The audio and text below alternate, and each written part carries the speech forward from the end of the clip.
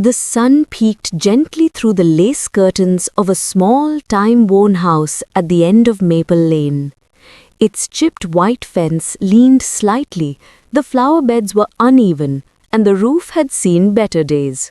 But inside, the scent of freshly baked bread drifted through the air, wrapping the home in warmth that no luxury mansion could match. Eleanor sat by the window, her silver hair catching the morning light as she watched the neighborhood children rushing to school. She smiled softly, waving to little Tommy across the street, who always shouted, "Morning, Miss Ellie," before darting off with his backpack bouncing. Her home might have been humble, her clothes simple, but her heart carried treasures unseen by most. She lived quietly, never showing off, never seeking attention. But not everyone saw her that way. The new neighbors, the Carsons, had recently moved into the grand two-storied house next door. Their cars gleamed, their lawn was perfectly trimmed, and their conversations, often loud and unfiltered, carried easily across the picket fence. "She's lived here for decades and never fixed that porch," Mrs. Carson muttered one morning, peering through her designer sunglasses. "It's a wonder she manages on her own." Her friend, sipping coffee beside her, nodded. "People like her should really move into assisted living. It's sad, isn't it? Poor thing." Their voices drifted through the open window, landing like quiet thorns in Eleanor's ears. She didn't flinch, though. She just stirred her tea gently and smiled to herself. "Let them think what they want," she whispered. "They see the house, but not the heart." Later that day, Eleanor put on her faded cardigan and walked to the post office. The air was crisp, filled with the smell of autumn leaves and distant wood smoke. On the way, she passed familiar faces. Mr. Patel, who owned the corner store, waved warmly, and little Mia ran up to hug her knees. "Thank you for the storybooks, Miss Ellie," the girl chirped. "Mom says I read better because of you." Eleanor's smile deepened. "That makes me happier than you know, sweetheart. Keep reading, you'll see the world through words."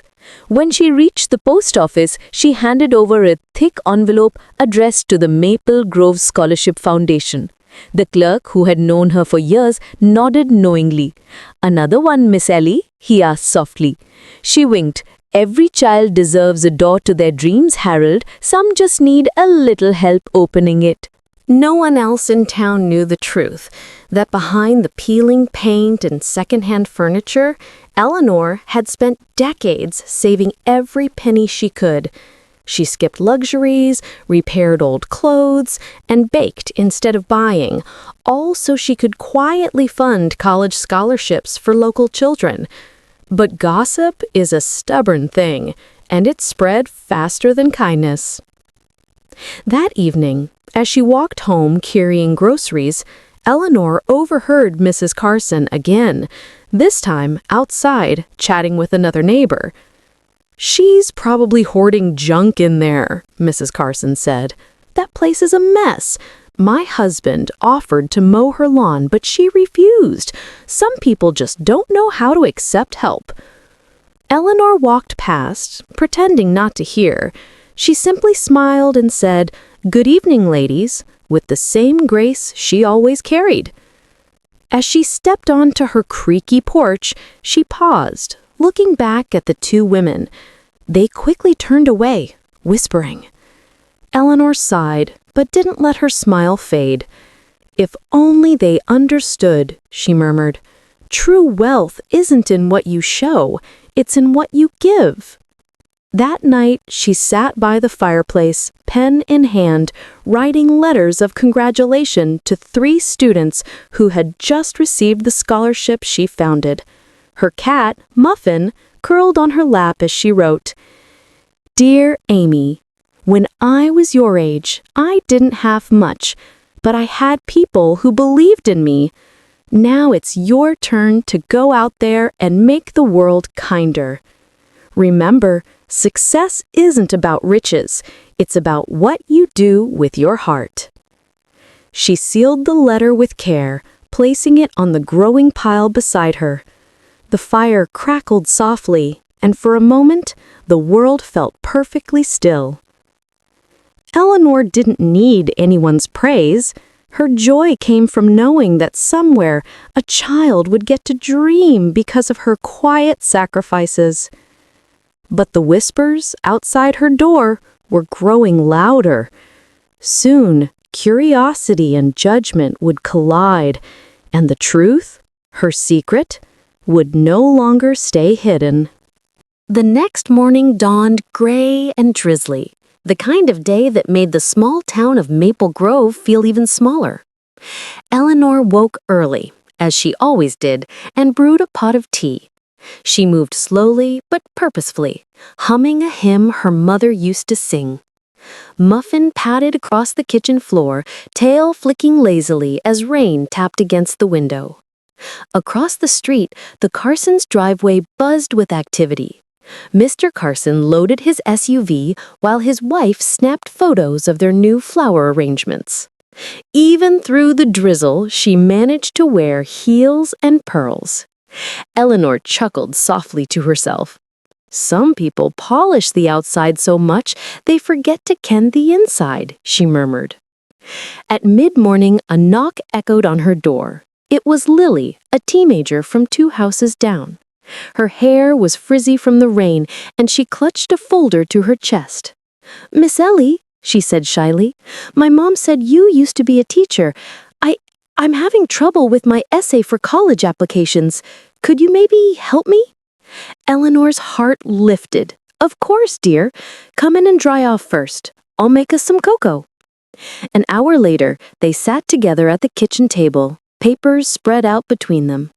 The essay was about perseverance, but Lily's words were stiff and uncertain. Eleanor guided her gently, not rewriting, but asking questions that made the girl think deeper. "Tell me, Lily," Eleanor said softly, "what kept you going when things got hard?" "My dad lost his job last year," Lily admitted. "I started working weekends to help. I guess I just didn't want to give up." Eleanor smiled warmly. "Then that's what you write. Not fancy words, just truth. People feel truth." By the time Lily left, her essay glowed with authenticity. She hugged Eleanor tightly. "Thank you, Miss Ellie. You're the only one who really listened." Eleanor watched her go, heart full. She had once dreamed of teaching forever, but after her husband passed, she retired early. Still, teaching never left her. It simply found new forms. Later that afternoon, Eleanor walked to the small community center. Inside, she met with a quiet group of volunteers. They were the unseen hands behind the Maple Grove Scholarship Foundation, which she had started 15 years ago. 3 new applications came in this week, said Peter, the coordinator, glancing up from his laptop. 2 from the high school, 1 from out of town. You've inspired more kids than you realize. Eleanor waved him off modestly. "It's not about me. It's about them. As long as one child gets the chance I never had, that's enough." Peter leaned forward. "Ellie, you've been doing this for years without telling anyone. Maybe it's time the community knew. You've changed lives. You should be recognized." But Eleanor shook her head firmly. "Recognition fades. Kindness doesn't. Let them think I'm poor if they must. I'd rather stay humble and help quietly." Outside, the rain slowed to a drizzle, the air fresh and cool. Eleanor pulled her shawl tighter as she walked home. But just as she turned onto her street, she saw Mrs. Carson again, this time standing under her porch with 2 other neighbors. "Look at her," Mrs. Carson whispered. "Always walking, never driving. Probably can't afford gas. It's sad, really." Eleanor hesitated, but said nothing. She smiled politely and kept walking. Yet something in her chest tightened, not from anger, but from sorrow. It wasn't their judgment that hurt her most. It was how easily people mistook simplicity for failure. That evening, as thunder rumbled in the distance, Eleanor sat at her desk, her lamp casting a warm golden glow. She opened an old leather notebook, her ledger of hope, as she called it, filled with the names of every student who'd received her help. There were dozens now, scattered across the country. Teachers, nurses, engineers, artists. Each had written her letters of thanks, which she kept neatly tucked inside. She flipped to a new page and wrote at the top, Dreamers of 2025. Then she added a few more names, Lily among them. A knock came at the door, startling her. It was late, well past dinner. When she opened it, she found Mr. Patel from the corner store, holding an umbrella. "Miss Ellie," he said kindly, "you left your change again. You always do that." Eleanor chuckled. "I suppose I'm forgetful." Mr. Patel smiled knowingly. "Forgetful or generous? You've been paying extra for years, and I know you've been leaving groceries for families who can't afford them. You're not fooling me." Eleanor blushed. "You're a good man, Mr. Patel, but please keep that between us." He nodded respectfully. "I have your word." As he left, Eleanor looked up at the rain-dark sky. "Lord," she whispered, "I don't need them to understand. Just let the good reach who it must." But fate, as it often does, had other plans, because the very next morning, the Carsons' gossip would lead to an unexpected twist, one that would reveal the truth she had kept hidden for so long. And when it did, the whole town would finally learn what real wealth looks like. The next morning arrived bright and clear, the rain-washed streets glimmering in the sunlight. Birds chirped in the trees as Eleanor stepped outside to collect her morning paper. She paused a moment to inhale the crisp air. There was something sacred about mornings like this, simple yet full of quiet possibility. But her peaceful start didn't last long. As she bent to pick up the paper, she heard her name spoken in hushed tones from across the street. "Did you hear?" Mrs. Carson was whispering to her friend, her sunglasses perched on her head like a crown. "She still uses that same old dress every Sunday, and someone told me she eats soup for dinner every night. Bless her heart, but really, that's no way to live." Eleanor sighed, shaking her head slightly. The wind carried their words away, but not the sting. She'd learned long ago that pity could wound just as deeply as cruelty. Still, she kept her chin high, straightened her shawl, and went about her day. At the local library, Eleanor returned a stack of children's books she'd been reading to the after-school group. As she chatted with the librarian, two teenage boys sitting nearby glanced at her and snickered quietly. "Look, it's the old lady from the broken house, but she doesn't even have Wi-Fi." Eleanor pretended not to hear, but the librarian, Mrs. Green, caught the remark. "Boys," she said firmly, "that woman has done more good for this town than you'll ever realize. Show some respect." The boys lowered their eyes, embarrassed. Eleanor smiled softly. "It's all right, dear. They'll learn one day that wealth isn't always counted in dollars." That evening, as Eleanor returned home, she noticed something peculiar. A group of men in suits standing at the end of her street. They were talking to neighbors and taking photos. Curious, she approached slowly. "Excuse me?" she said politely. "Is something wrong?" One of the men turned and smiled. "Not at all, ma'am. We're from the Maple Grove Gazette. We're doing a story on the upcoming scholarship ceremony at the community center. Are you Mrs. Eleanor Bennett, by any chance?" Eleanor blinked in surprise. "I am," she said hesitantly. "Ah, wonderful," he exclaimed, flipping through his notebook. "Your foundation has been selected for our feature article. We'd love to interview you about your charitable work and how you started the Maple Grove Scholarship Fund." Before Eleanor could answer, Mrs. Carson, who had been watering her flowers nearby, froze mid-motion. "Scholarship Fund?" she repeated, incredulous. "What scholarship fund?" The reporter looked puzzled. You mean you didn't know? Mrs. Bennett here has been funding college scholarships for underprivileged students in our town for nearly 15 years. She's helped dozens of kids go to university. For the first time in years, the neighborhood went completely silent. The sound of the watering can hitting the ground seemed almost theatrical. Mrs. Carson's jaw dropped. You mean our Eleanor? Eleanor blushed, clearly uncomfortable. Please, it's really not a big thing. I never wanted recognition. It was just something I could do quietly. But the reporter smiled kindly. Ma'am, it is a big thing.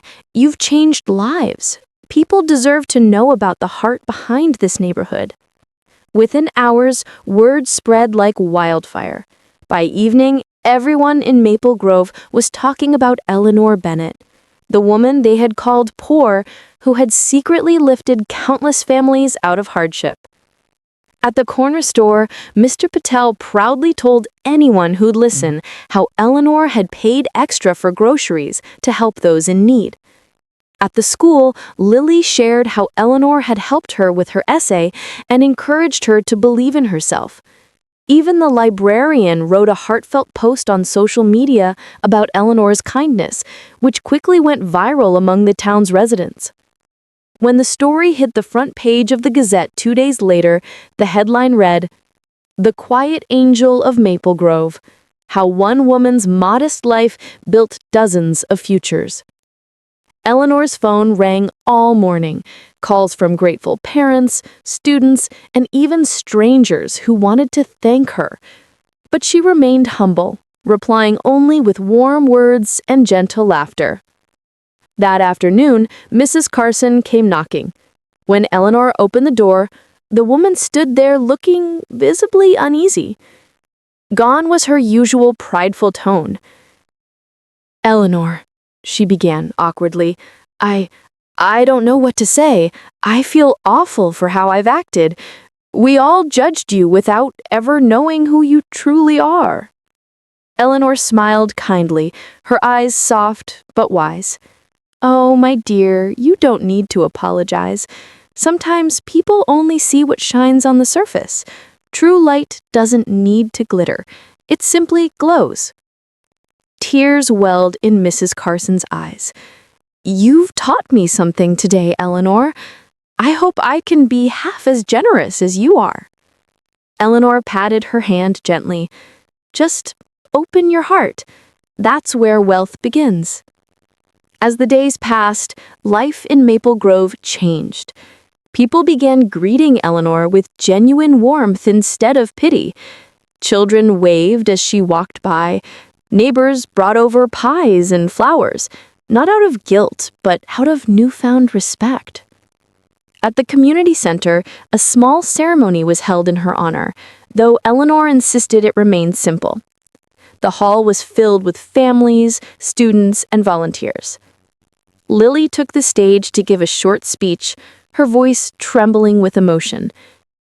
"Miss Ellie taught me that true generosity isn't about showing the world what you give. It's about giving quietly, because you believe in goodness. We all thought she was poor, but now we see she's the richest woman in town." Applause filled the room, echoing against the walls. Eleanor sat in the front row, tears glistening in her eyes, Muffin curled at her feet. She hadn't wanted recognition, but in that moment, surrounded by love, she realized that sometimes being seen wasn't vanity, it was grace. As the evening ended, Peter, her friend from the foundation, leaned over and whispered, "You see, Ellie, the world finally knows the heart behind your work." Eleanor chuckled softly. "Maybe so, but I'm just glad they finally learned what wealth really means." And as she left the hall under the golden glow of the setting sun, the once-forgotten poor woman of Maple Grove walked home surrounded by gratitude, her spirit richer than ever.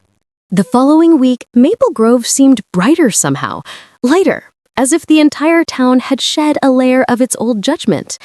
The air carried new warmth, and the people carried new eyes, eyes that now saw beyond surfaces. Eleanor noticed the change immediately. The same neighbors who once hurried past her now waved from their porches.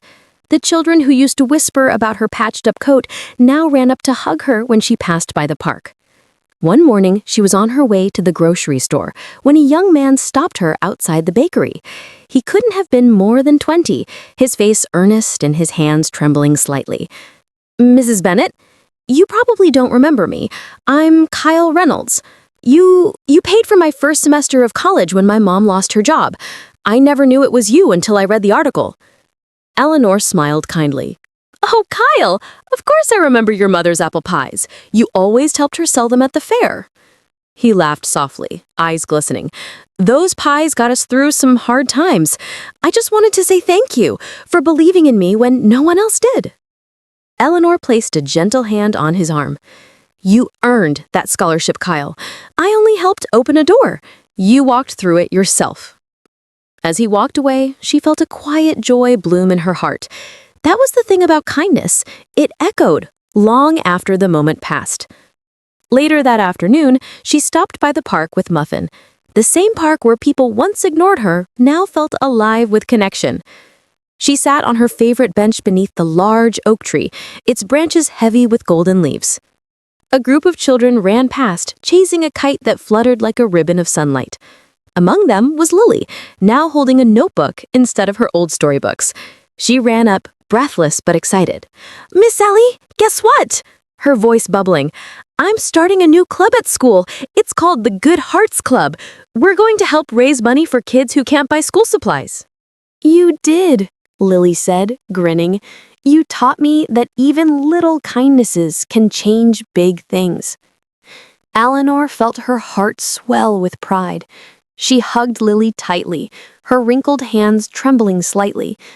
"That's the greatest gift you could ever give me," she whispered. As the days went on, something remarkable began to happen. The townspeople started organizing small acts of charity, inspired by Eleanor's quiet legacy. The grocer began a pay-it-forward shelf, where customers could prepay for essentials for struggling families. The bakery offered a kindness loaf program. Buy one for yourself, gift one to another. Even Mrs. Carson, once the queen of gossip, changed her ways.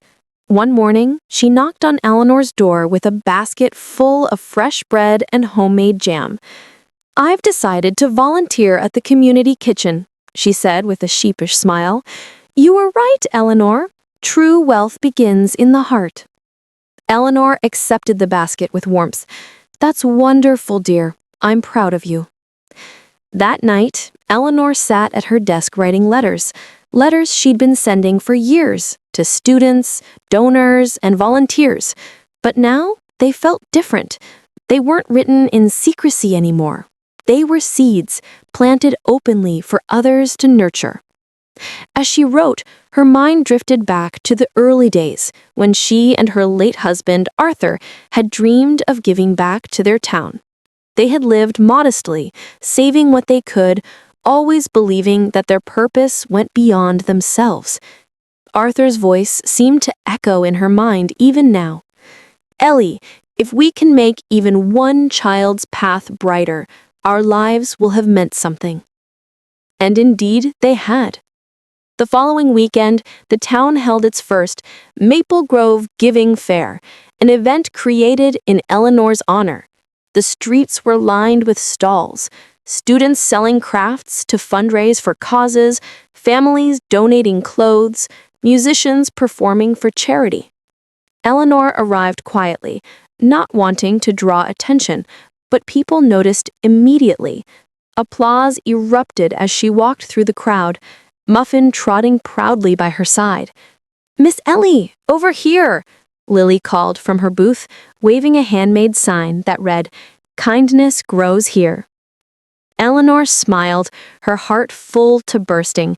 Everywhere she looked, she saw life, hope, connection, things money could never buy. As the mayor stepped on stage, he topped the microphone. "Ladies and gentlemen," he began, Today, we celebrate someone whose generosity has changed our town. For years, she lived humbly, asking for nothing, giving everything. And though she never sought attention, she taught us all what it means to live richly. He gestured for Eleanor to join him. The crowd cheered as she slowly climbed the steps, her cane tapping softly on the wood. When she reached the podium, the mayor handed her a small golden plaque engraved with the words, "Ellen Bennett, the heart of Maple Grove." Eleanor blinked back tears. She wasn't used to such gestures, but as she looked out at the faces before her, smiling, grateful, kind, she realized this moment wasn't about her. It was about the community they had all built together. She adjusted the microphone and began to speak, her voice steady yet filled with emotion. "My dear friends, when Arthur and I first came to Maple Grove, we had very little, but we believed something simple, that giving, even when you have little, makes you richer in ways money never can. People thought I was poor, and perhaps by the world's measure, I was. But look around you now. Look at this town, this kindness, these hearts. If this is what poverty looks like, then I am the richest woman alive." The crowd erupted in applause, and for a moment, even the wind seemed to pause, as if the world itself were listening. Eleanor stepped down, surrounded by love. Mrs. Carson hugged her. The students she'd helped took photos with her. Even the mayor wiped a tear from his eye. As the fair came to an end, Eleanor sat on a bench watching the sun set over Maple Grove. The sky was painted with gold and rose, a quiet reflection of her own heart. She whispered softly, "Arthur, we did it. The garden grew." Muffin rested his head on her lap, and for the first time in many years, Eleanor felt something she hadn't in a long time, not just peace, but fulfillment. Winter came softly to Maple Grove that year, blanketing the town in a quiet hush. The streets glimmered under a thin veil of frost, and the scent of pine and cinnamon wafted through the air. Eleanor sat by her window, watching the snowflakes drift lazily down, each one unique, fragile yet beautiful, much like the people she had touched. She had grown weaker in recent months, her steps slower, her breaths shorter, but her spirit was light, her days filled with gratitude. She spent her mornings writing letters and her afternoons receiving visitors, students she had sponsored, families she had helped, and neighbors who now called her their friend. On one such afternoon, Lily visited again, now taller and more confident.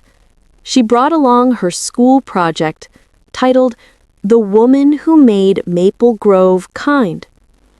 Eleanor chuckled softly as she turned the pages, each one filled with photos, newspaper clippings, and handwritten notes from townsfolk.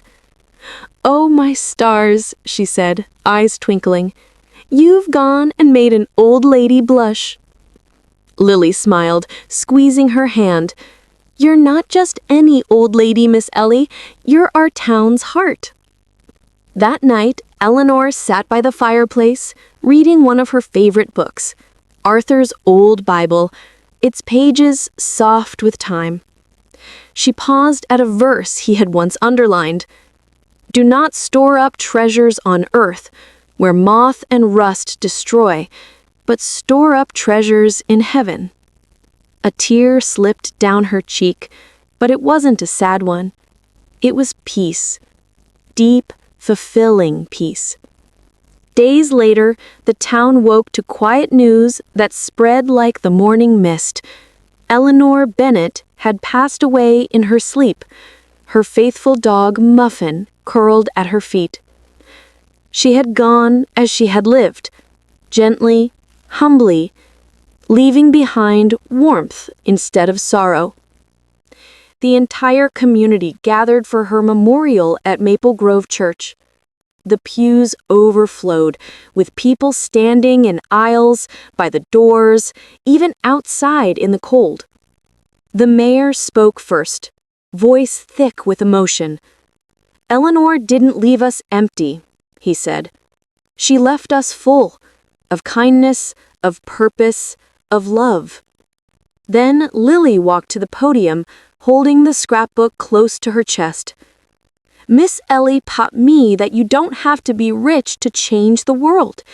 You just have to care." Her words echoed through the church, touching hearts like a quiet prayer. After the service, as the crowd dispersed, a lawyer handed the mayor a sealed envelope marked, "To my town with love." Inside was Eleanor's final letter, a message that would soon make front-page news.